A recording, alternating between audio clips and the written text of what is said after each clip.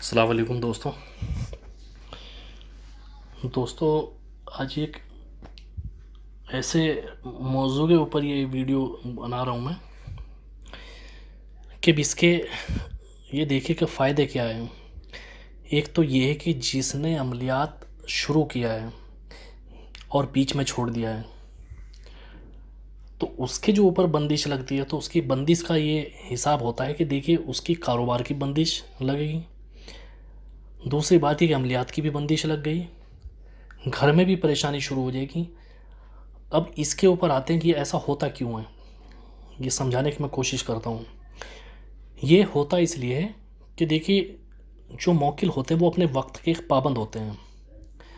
तो होता यह है कि जब आप किसी अमल की रियासत करते हैं, किसी अमल को आप करते हैं, चिल्लाकशी के लिए बैठते हैं, तो अगर आपने डेली जो आप अगर 9 बजे या 10 बजे, एक मैं एग्ज़ाम्पल के तौर पर समझा रहा हूँ आपको, आप उस वक्त बैठ के चिल्लाकशी अपनी कर रहे हैं, तो ये होता है कि जो मौकिल होते हैं वो अपने वक्त के पाबंद होते हैं।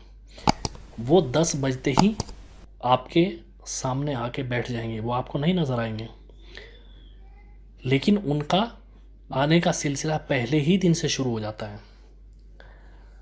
अब ये होता है कि आप अमल कर रहे हैं,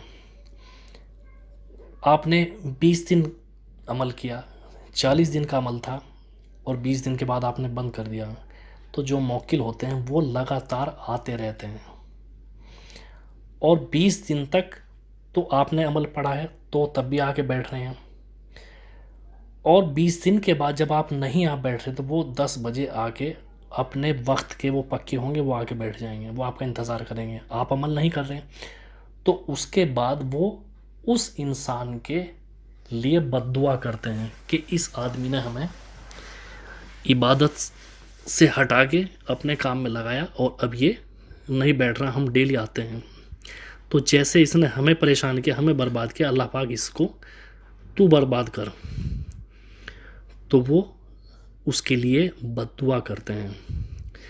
तो बद्दुआ करने का मतलब ये होगा कि अब उसके बाद उसके ऊपर उस अमल के जो असर है वो निगेटिव होंगे, गलत असर पड़ने शुरू हो जाएंगे। उसके बाद जब दूसरा अमल आपको स्टार्ट करेंगे तो वे मौकिल उनको भी इस चीज़ को जाके कहेंगे कि आप इस आदमी के बहकावे मत आइए, ये आदमी झूठा है, इसने हमें परेशान किया, आपको भी ये परेशान करेगा। तो अब उस अमल में ये होगा कि अब आप आगे अगर कोई अमल करेंगे तो आपको उसमें कामयाबी नहीं मिलेगी। अब ये समझ लीजिए कि आप गोल गोल घूमते रहेंगे बस ये ज़िंदगी भर।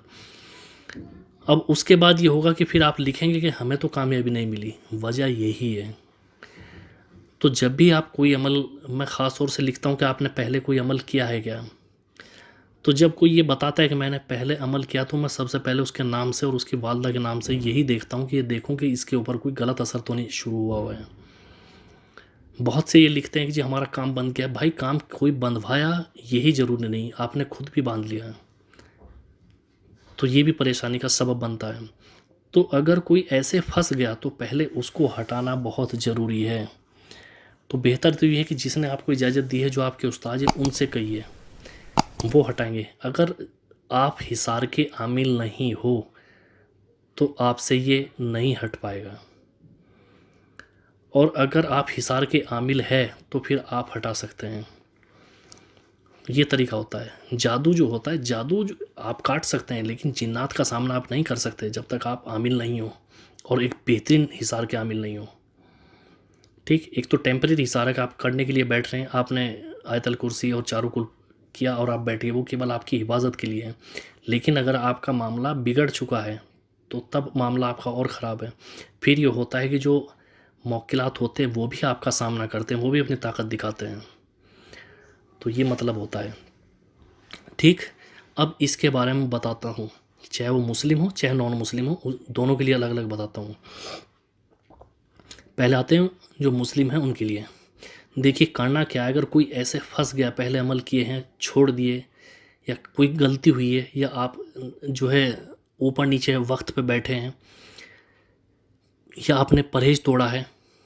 ठीक, बहुत से ऐसे भी होता है कि जो है उनसे परहेज़ नहीं हो पाता, जो शादीशुदा आदमी, उनको अमल के लिए यही परेशानी है कि इसीलिए ज़्यादातर वो कामयाबी उनके करीब नहीं आती है, क्योंकि बिल्कुल बीवी से दूर रहना है। अगर फीमेल कर रही है तो उसको अपने शोहर से दूर रहना है।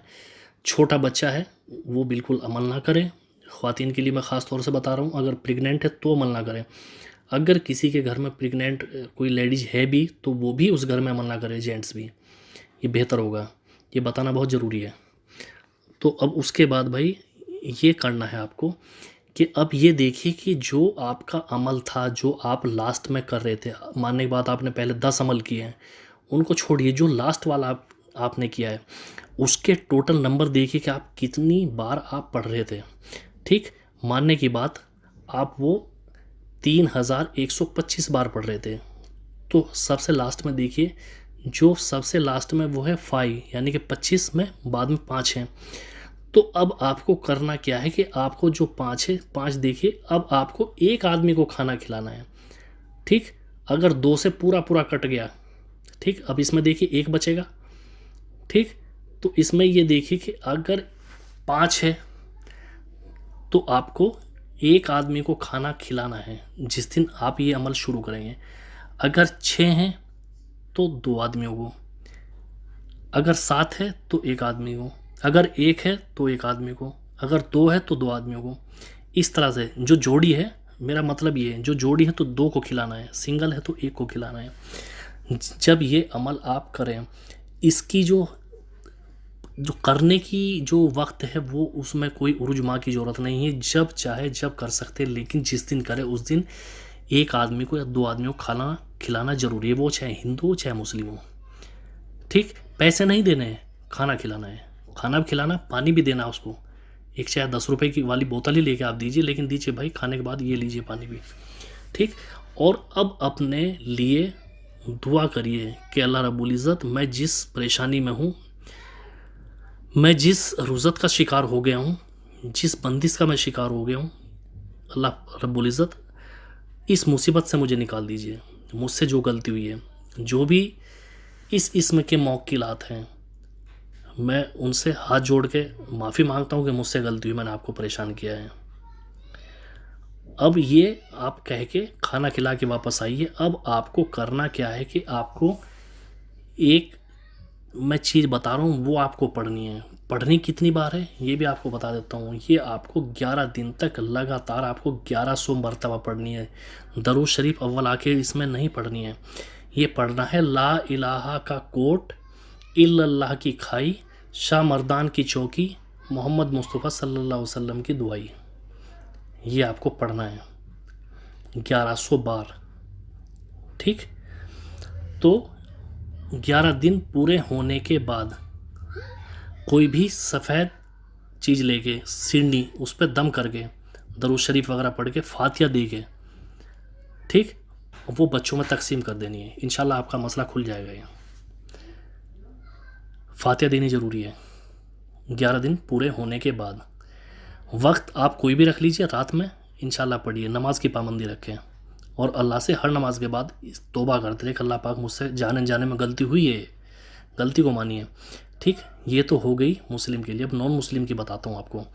नॉन मुस्लिम में भी जो मैं बताया खाना खिलाना इसी तरह से है। अब उसमें करना क्या है कि शनिवार के ही, आप केवल शनिवार या मंगल से ही रखना है, क्योंकि सिफलियात के जितने भी अमल है वो तभी आपको शनिवार या मंगल से शुरू होते हैं। अब आपको करना क्या है कि आपको एक दीपक जलाना है शनिवार के दिन, पीपल के नीचे। जो पीपल पूजता है, पीपल जो है उस पर देवता वास करते हैं। ठीक, तो जितने भी देवता पीपल के ऊपर वास करते हैं, आप जाके दीपक जला के आंखें बंद करके सच्चे दिल से तौबा करिए। पढ़ना नहीं है आपको कुछ, बस सच्चे दिल से तौबा करिए कि मुझसे गलती हुई है, मुझे जिसने ये अमल कराया है, मैं उसके कहने में आके मैंने अमल कर लिया, और मैं एक नादान बालक हूँ, बस मुझे माफ़ कर दीजिए, मुझसे जो गलती हुई है, आगे मैं कभी ऐसा नहीं करूँगा। ना मेरा आप दिल दुखाने का मेरा कोई मतलब था आपका, लेकिन मुझसे अनजाने में गलती हो गई। ये आपको कंटिन्यू 11 दिन करना है। ठीक, 11 दिन आप एक काम कर लीजिए कि आप प्रसाद लेके किसी भी मीठी चीज़ पे, बूंदी पे आप लेके और बच्चों में बांट दीजिए। इंशाल्लाह ताला ये परेशानी आपकी हट जाएगी। अमलियात में भी कामयाबी मिलनी शुरू हो जाएगी और आपको कामयाबी मिलनी शुरू हो जाएगी काम के, जो आप काम जो भी करते हैं। तो इसका तरीका ये है, ये कोई नहीं बताएगा आपको, ये इसका तरीका है। वक्त जो है आपको शाम का रखना है। पीपल जिस वक्त पूजता है, जब शाम हो जाती है उस वक्त आपको रखना है। पीपल वही रखना है जो पूजता है। और आपको जो बैठ के वहाँ अपने मन में जो ये चीज़ सोचनी है कि मुझसे गलती हुई है, ये करीब आप 5 से 10 मिनट आप सोच के चुपचाप अपने घर जब जाएं तब नहीं बोलना, जब आए तब नहीं बोलना। ये तरीका है। परहेज किसी में कुछ नहीं है, इंशाल्लाह आपका मसला ये हिल हो जाएगा। ठीक, बाकी वीडियो अच्छा लगा तो लाइक और शेयर कीजिए, अच्छा ना लगा तो डिसलाइक कीजिए। चैनल को सब्सक्राइब कीजिए और अपना ध्यान रखिए। घर में रहिए, सेफ रहिए। और कोई भी कमेंट हो तो जाके मुझे मैसेज बॉक्स में पूछिए, इंशाल्लाह मैं जवाब दूंगा। अल्लाह हाफिज़।